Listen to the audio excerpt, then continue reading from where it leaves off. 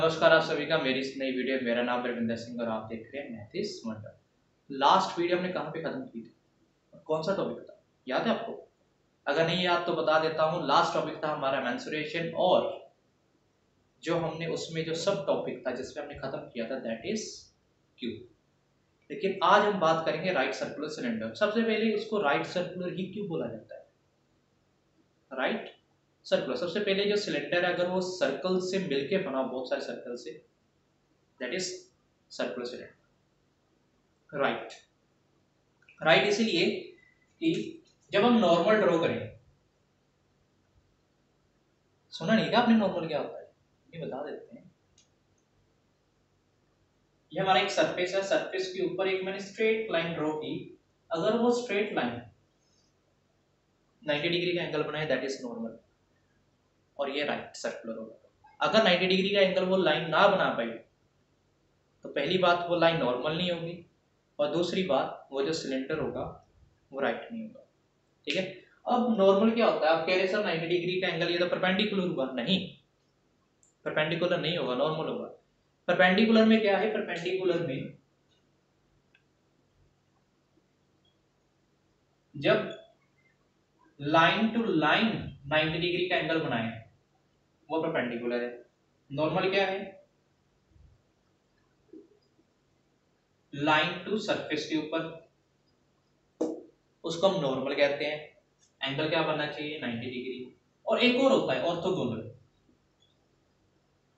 नहीं पता, ये आपको जब बड़ी क्लासेस में भी जाओगे ना तो आप ये चीज स्किप कर जाते हो, भूल जाते हो, या कह लो स्किप भी कर जाते हैं कुछ टीचर्स बताना, या टीचर्स के ऊपर भूल जाते हैं बताना।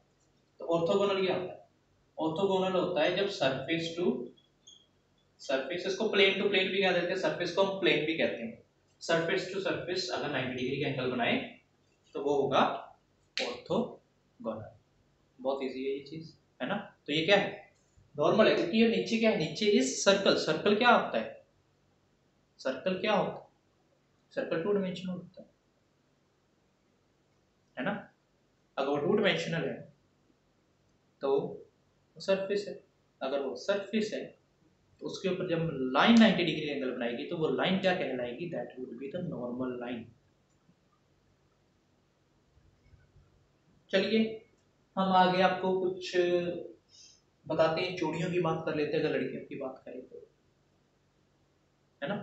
लड़कियां क्या करती हैं? लड़कियों को अलग अलग कह लो कि आजकल तो चलो वो ट्रेंड नहीं रहा, पहले ट्रेंड होता था कि लड़कियों को चूड़ियां बहुत पसंद होती थी। बंजारा आता था, ठीक है, और चूड़ियाँ वाला आता था, जो चूड़ियाँ वाला होता है हमारा, तो वो चूड़ियाँ बेचता, तो लड़कियाँ मज़े से चूड़ियाँ लेती थी। ठीक है, अब वो चूड़ियों की क्या करते हैं, जब लड़कियाँ डालती हैं, जब क्या लो डालती भी नहीं, जब उनको रखती हैं इकट्ठा करके, तो वो चूड़ियाँ जब आपस में मिलती हैं, चूड़ी के शेप में होती है, सर्कल के शेप में, जब वो आपस में मिलती हैं तो कुछ ऐसी फिगर बनाती हैं। देखिए ये एक चूड़ी, दूसरी उसके ऊपर ओवरलैप, तीसरी उसके ऊपर ओवरलैप, फोर्थ उसके ऊपर ओवरलैप। और जब इनको इनके ओवरलैपिंग को हम इकट्ठा करते हैं, जब इनकी ओवरलैपिंग को हम इकट्ठा करते हैं तो कौन सी फिगर बनती है? अगर आप गौर से देखें तो ये जो फिगर बनती है that is cylindrical figure. Cylinder बनता है, पहली बात सिलेंडर बन गया। रुको मैं आगे रब कर लेता हूँ। क्या बन गया हमारा? सिलेंडर। अब मैंने ऐसा क्यों बताया? चूड़ियों की बात क्यों? क्योंकि वो सर्कल है। एक और एग्जांपल ले लेते हैं, दूसरी एग्जांपल लाइक जैसे हमारा बचपन था, 93 का बोर्न हूँ, तो 90s में क्या होता था? 90s में 25 पैसा 50 पैसा भी चलता था, ठीक है, उससे कम भी चलते थे, 10 पैसा 20 पैसा उनकी, लेकिन शेप सर्कल में नहीं होती थी उनकी। कुछ शेप लाइक 10 पैसा होता था ना, उसकी कुछ ऐसी होती थी, कुछ ऐसा, कुछ ऐसी शेप होती थी, हेक्सागन टाइप, या कह लो कुछ ऐसी टेढ़ी मेढ़ी शेप होती थी 10 पैसा 20 पैसे की। वो सर्कल में नहीं होते थे। मैं 25 पैसे 50 पैसे की बात इसलिए कर रहा हूँ कि वो सर्कल में होते थे, 1 रुपी सर्कल में होता है ना? तो मान क्या लो, बता ही देते हैं। हमारे पास होता था पिगी बैंक, जिसको हम बुगनी कहते थे छोटे होते, है ना? फिल्म सुनिए ना आप, वही बुगनी और बटुआ, गोलक बुगनी बटुआ, है ना? तो वो बुगनी, तो बुक नहीं होती थी हमारे पास जिसको पिगमेंट कहते हैं। आजकल तो थोड़ी इलेक्ट्रॉनिक आ गई जिसमें कुत्ता बाहर निकलता है, पैसा अंदर लेके चला जाता है ना। तो हमारे पास होती थी बुक और हमें मिलती थी पॉकेट मनी। तो हमारे समय में पॉकेट मनी 1 रुपया मिलना, और 1 रुपया आज के 10 रुपये के बराबर होता था। बहुत सारी कैंडीज आ जाती थी, तो हमें 1 रुपया मिलना, कभी पर 25 पैसे मिले, 50 पैसे मिले, तो हमने क्या करना उस पिगी बैंक में उसको डालते हैं। और मेरी आदत होती थी, मेरी सिस्टर वगैरह तो साल भर संभालती थी, मेरी आदत होती थी मंथ एंड में निकालने इकट्ठे करते थे। तो मैं क्या करता था, जितने भी पैसे मिलते थे उनकी ढेरियाँ बनता था, पैसे के ऊपर पैसा इकट्ठा कर दिया। फिर मैंने देखना 1 रुपये के कितने मिले मुझे, 2 रुपये के कितने मिले, 3 रुपये के, अलग अलग बनानी ढेरियाँ। 25 पैसे की अलग, ठीक है, 50 पैसे की अलग, 100 पैसे यानी कि 1 रुपये की अलग। और वो ढेरियाँ जो कॉइन होते थे सर्कल की फॉर्म में होते थे। तो जब उन ढेरियों को मैं इकट्ठा करता था, उन सर्कल सॉरी पैसे को इकट्ठा करके जो ढेरी बनाता था, उसकी भी शेप कौन सी बनती थी, उसकी भी शेप कौन सी बनती है, that is right circular cylinder. ठीक है, तो ये क्या बना रहा है, राइट सर्कुलर सिलेंडर। अब मैं ये चीजें क्यों बता रहा हूँ, देखो क्योंकि इसके पीछे राज है। इसके पीछे राज क्या है, जो आपको फॉर्मूला है वो यहीं से समझ आना शुरू होगा, या फिर फॉर्मूला कैसे बनते हैं, मैं वो चीज बता रहा हूँ। फॉर्मूला रटवा नहीं रहा, बता रहा हूँ फॉर्मूला बना कैसे है। ठीक है, थोड़ा और रब कर लेते हैं।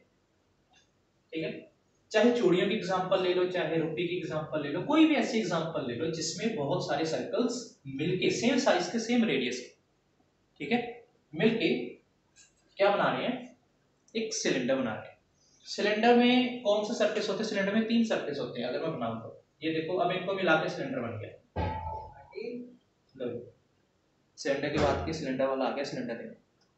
ठीक है, चलो जोक सा पार्ट तो इग्नोर करना अगर साउंड आए तो ये सिलेंडर बन गया, थोड़ा टेढ़ा मेढ़ा बनाया, सिलेंडर बन गया।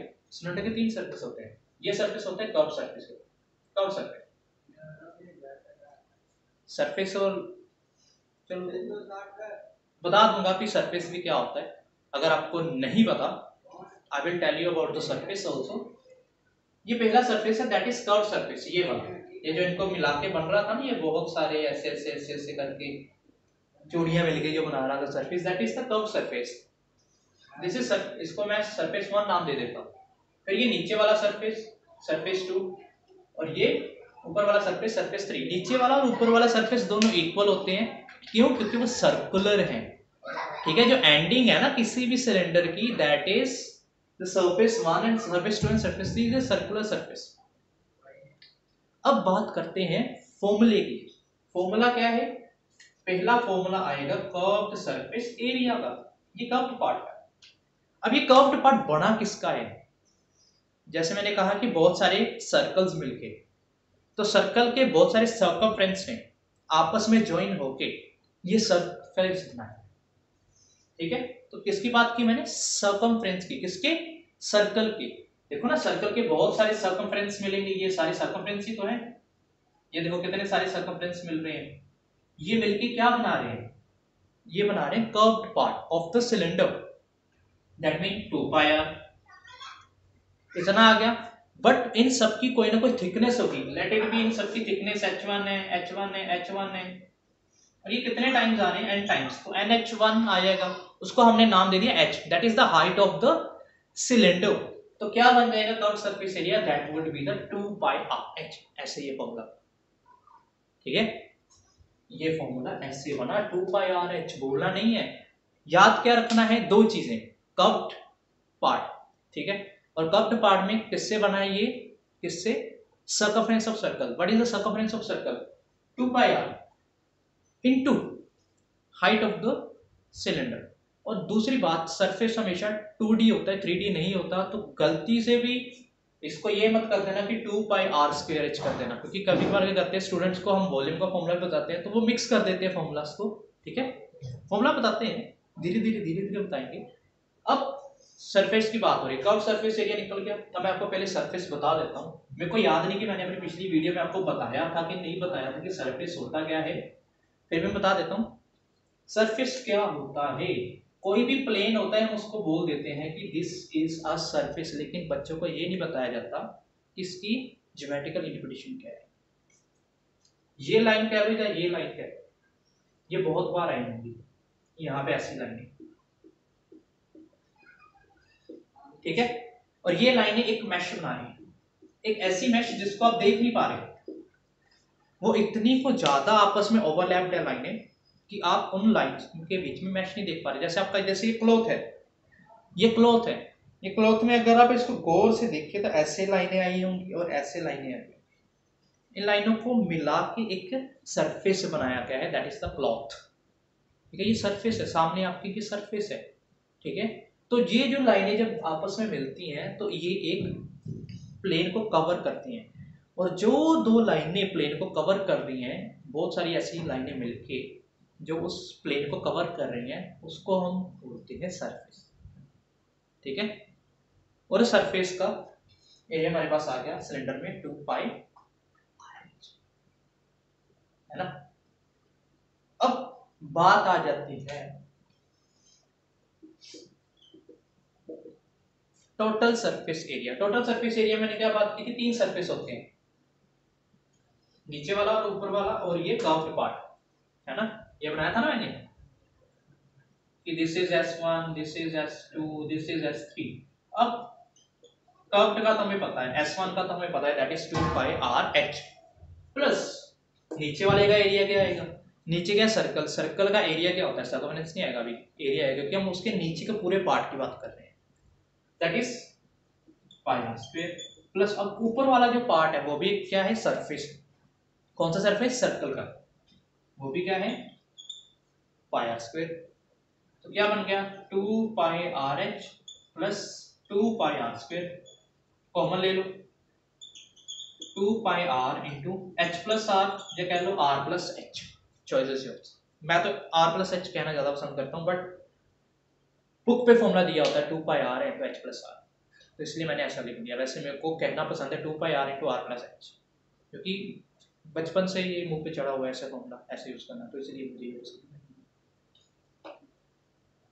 Total surface area and curve surface area, लेकिन इनके बीच में भी एक फॉर्मूला आता है, when the lid is open.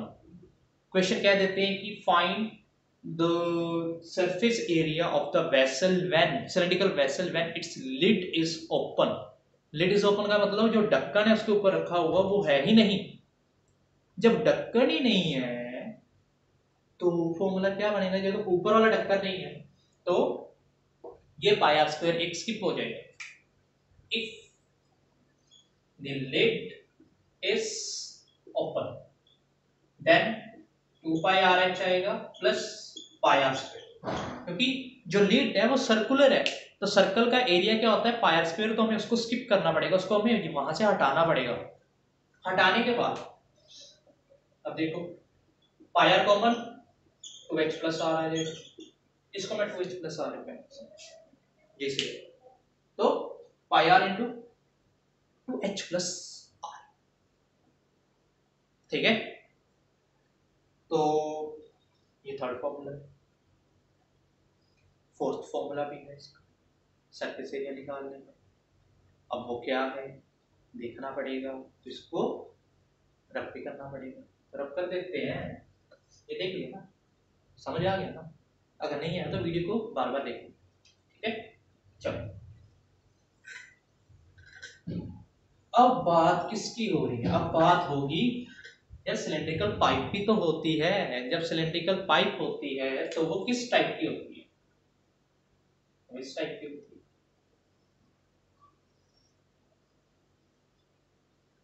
अब कोई भी पाइप बनती है तो एक पहले सॉलिड होगा लाइक ऐसे सर्कुलर, उसके बीच में से वो जितना पार्ट हमको चाहिए नहीं, जो नहीं चाहिए उसको कट करके बाहर निकाल के तो पाइप बनती है। तो मान लो क्या मान लो जो इनर रेडियस है वो आर है स्मॉल आर, जो आउटर रेडियस है वो है कैपिटल आर, हाइट इनकी सेम है। हमने फाइंड क्या करना है, हमने फाइंड करना है total surface area of this pipe, of this pipe.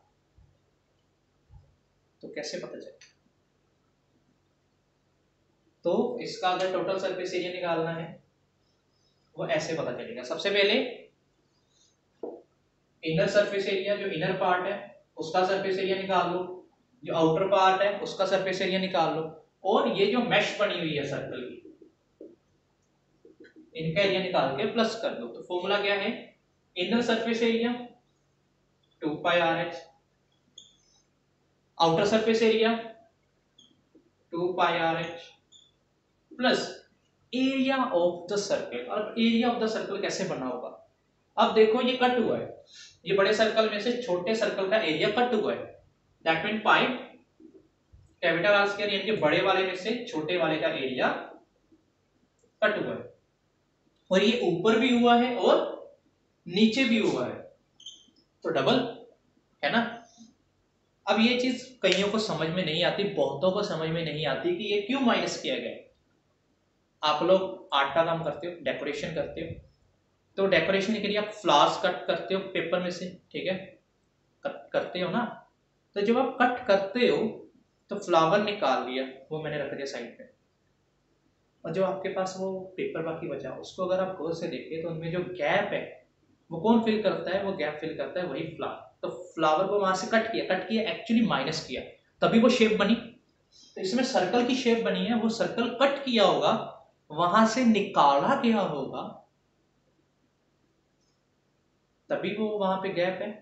तो निकाला गया यानी कि माइनस करना पड़ेगा, कौन सा माइनस करना पड़ेगा, स्मॉल सर्कल का एरिया बाय ऐसे, ठीक है। तो एक्चुअल में जो फॉर्मूला बनता है वो बड़ा ही चीकी सा फॉर्मूला होता है, लेकिन मैं आपको वो फॉर्मूला नहीं बताऊंगा क्योंकि वो आपको याद रखना मुश्किल हो सकता है, बट कई याद कर सकते हैं। मैं जो प्रेफर करता हूँ फॉर्मूला लिखने का, मैं ये करता हूँ,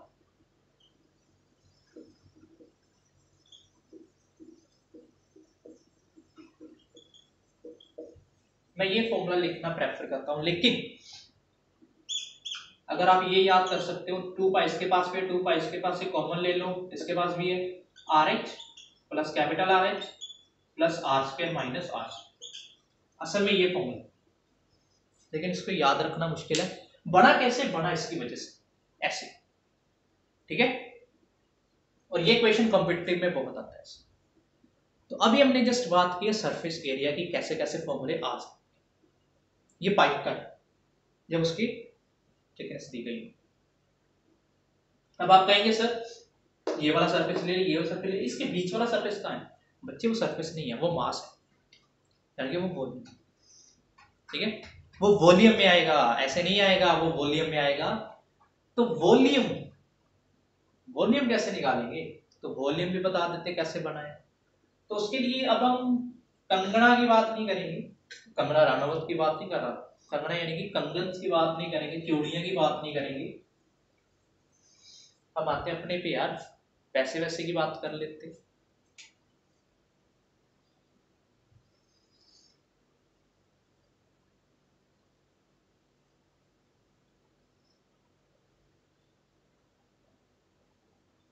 काम तो करो, हम ग्रेडी नहीं है, पैसे की बात करें समझाने के लिए कर। अब मैंने फिर से सिक्के रखे, सिक्कों ने कर्व्ड पार्ट तो दी है, लेकिन अगर आप याद रखो जो सिक्के हैं, सिक्कों का जो सरफेस है वो एक दूसरे के साथ ओवरलैप होके इसकी स्पेस को फिल करना है, सिलेंडर की स्पेस को फिल करना है, ठीक है। वॉल्यूम क्या होता है, वॉल्यूम के अलग अलग नाम आ सकते हैं, हमको वॉल्यूम आ सकता है, स्पेस आ सकता है, ओहो मतलब कुछ और ही लिख देने वाला था, स्पेस आ सकता है, और कैपेसिटी आ सकता है।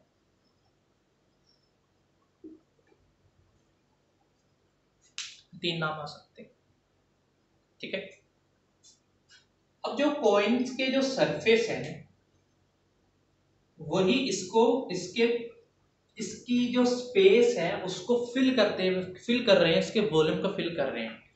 यानी कि अगर इसका मैं वॉल्यूम निकालूं तो किसके सरफेस फिल कर रहा है, surface of that coin. Coin क्या है, सर्कल, तो सर्कल का सरफेस क्या होता है, पाई आर स्क्वायर। समझ आई ना बात, कि जो सर्कल्स हैं उनके जो सरफेस हैं वो उसका वॉल्यूम बनाने में हेल्प कर रहे हैं, आपस में ओवरलैप हो गए, है ना। तो सर्कल का सरफेस क्या होता है, pi r square, but volume तो 3D होता है, ये तो अभी 2D बना है क्योंकि आर स्क्वायर है। तो 3D कैसे बनेगा, हाइट की वजह से, क्योंकि हर एक की थिकनेस भी तो उसमें आएगी, हर एक की थिकनेस के आने की वजह से हमें साथ में मिलती है हाइट। तो ऐसे फॉर्मूला बनता है वॉल्यूम का, वॉल्यूम ऑफ किसका, वॉल्यूम ऑफ सिलेंडर। समझ में आया, इजी था, ठीक है, नॉट रॉकेट साइंस। चलो आप साइंस के स्टूडेंट भी हो तो रॉकेट साइंस भी समझ लोगे, बट फिर भी मैथमेटिक्स है, मेंसुरेशन है, प्रैक्टिकली इसको आप इमेजिन कर सकते हो इजीली। Pi square h. अब आती है वही की बात, वॉल्यूम ऑफ दैट पाइप। तो अब मैं सीधा बताऊंगा आपको, वो चीज तो याद ही है। तो वॉल्यूम ऑफ पाइप, ठीक है, वॉल्यूम ऑफ पाइप क्या आएगा, that is pi capital are square minus small r square into h. ये समझाने के लिए मेरे को बताना पड़ेगा, बताने ऐसे मजा नहीं आता, ऐसी भी चीज मेरे को ना बताने में मजा नहीं आता कि डायरेक्टली फॉर्मूला बताता, मेरे को मजा नहीं आता सीरियसली। मेरे को ना अंदर से फीलिंग नहीं आती कि वो चीज बच्चों को समझ आई हो, ठीक है। तो इसीलिए मेरे को जब मैं पढ़ाता हूँ ना, तो बच्चे ना बताएं तो मेरे को ना थोड़ा सा फील होता है। मेरे जो पुराने स्टूडेंट अगर वीडियो देखेंगे तो वो आराम से बता पाएंगे कि हाँ सर सही कह रहे हैं, कि मेरे को फील होता है। तो मैं उनको बोल देता होता हूँ कि आपको ये चीज़ समझ में नहीं आई, मुझे अलग तरीके से बतानी पड़ेगी।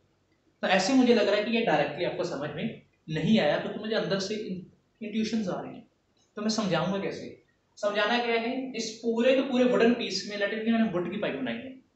चलो आयरन ले लो आप यार, आयरन में से इतना वॉल्यूम मैं माइनस करूंगा तभी मेरे पास ये पाइप बनेगी। तो टोटल वॉल्यूम में से मुझे वो जितनी पाइप कट की है उतना वॉल्यूम कट करना पड़ेगा, ठीक है, वॉल्यूम कट करना पड़ेगा ना। तो वो कैसे बना होगा, सबसे पहले जो एक्चुअल में जो आपके पास पीस था उसका क्या आना था, क्योंकि ये इसका स्मॉल आर है, ये कैपिटल आर है, तो बड़े पीस का वॉल्यूम तो वही है पाई आर स्क्वायर, उसमें से मुझे छोटे पीस जो मैंने कट कर लिया है उसका वॉल्यूम माइनस करना पड़ेगा, that is pi r square h. अब इसमें कॉमन क्या है, pi r, pi h common है, pi into capital are square minus small r square into h, ऐसे लिख लो। और आप ऐसे भी लिख सकते हो, pi h into capital are square minus small r square. तो ऐसे ये फॉर्मूला बना है। अब मुझे थोड़ा सा फील आ रहा है कि अभी आपको समझ में आ जाएगा, बट पहली ही बार में ये समझ में नहीं आता, ठीक है, इसको थोड़ा टाइम लगता है समझने के लिए। सिलेंडर की बात आ जाएगी, हमारे पास कोन बचा है एंड स्फीयर बचा है एंड फ्रस्टम बचा है, कौन स्फीयर फ्रस्टम, कौन स्फीयर फ्रस्टम, है ना, ये तीन चीजें बची है। कौन मैं इसके साथ समझाना चाहता था, लेकिन एक्सप्लेन करते करते वीडियो कुछ ज्यादा ही लेंथी होगी, मेरे हिसाब से 10-15 मिनट तो ही गए होंगे, मुझे बताते हुए तो श्योर नहीं है, बट मैं ये चीज फिर से समझ लो कि ये पूरा का पूरा एक सिलेंड्रिकल पीस होगा, सिलेंड्रिकल पीस है ये, ठीक है, जिसका रेडियस है कैपिटल आर। इसमें से मैंने छोटे रेडियस आर जितना पीस यहां से मैंने कर दिया कट,